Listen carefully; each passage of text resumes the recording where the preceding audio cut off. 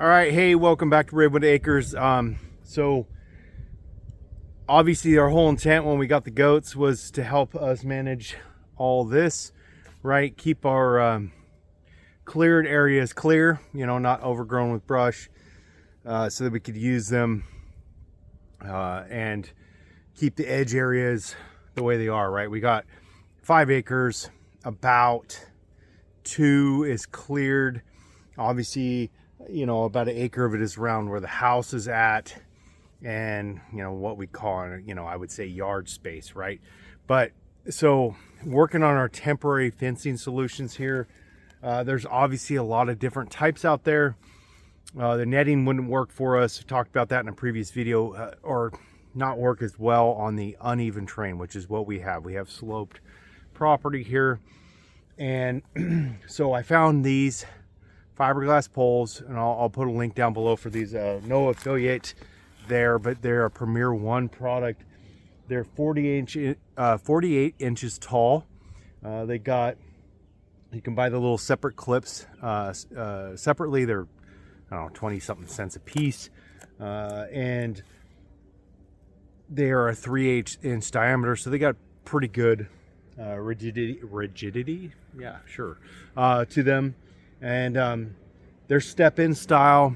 They don't have a little dog leg piece there, but you see here I use other way, Jake, other way. Okay, the T-post is corners right now.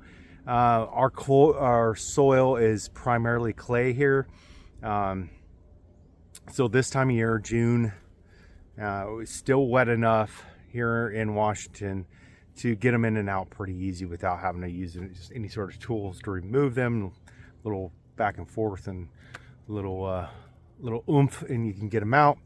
That might change as we get into the summer, because there's other areas back over here that we're going to want to work. But the only issue we have with our goats is they're a little. They were pets. I've talked about this in a previous video, but they're more pets than they're anything else. They get a little panicked and freaked out when they put them in new spaces. Even if I come sit up here right by them, they're completely okay. Right now they're in their main pen.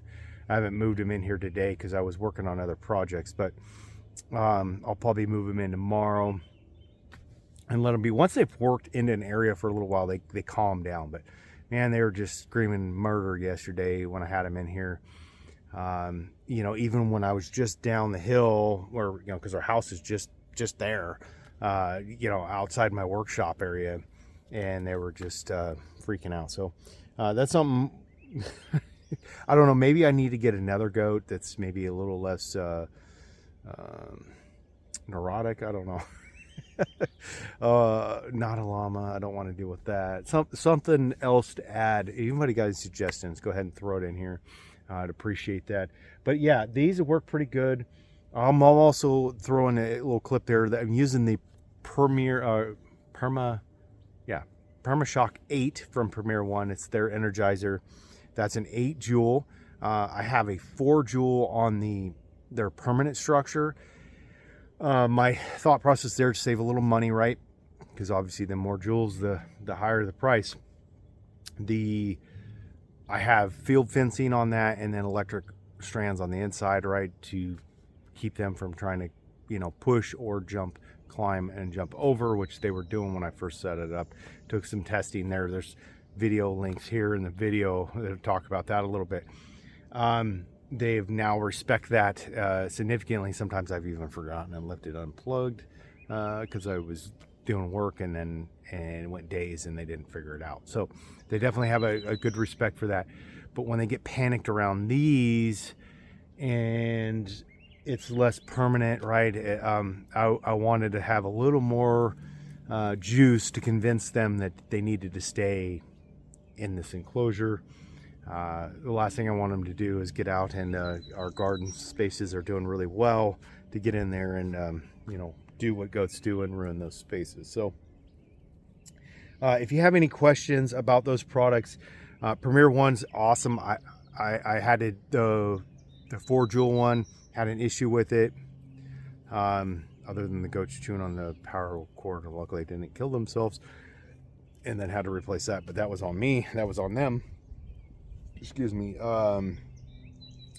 Just it stopped working, and so therefore hit customer service up, got a real person, not a bot or somebody in another part of the world, and got a hold of me, told me, yeah, I think this is what the problem is just go ahead and send it. I'll email you the return label and send it back, and they sent me a brand new one. So it was simple, easy process, good company.